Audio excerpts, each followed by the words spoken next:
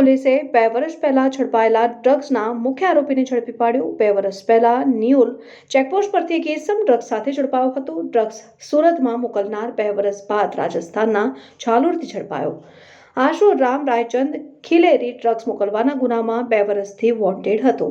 સુરતમાં ડ્રગ્સ મંગાવનાર જયમીન પણ ભાવનગરથી ઝડપાયો। સમગ્ર મામલે પૂણા પોલીસે રાજસ્થાનથી આરોપીની ધરપકડ કરી વધુ તપાસ શરૂ કરી। તન્ના સમાચાર સુરત।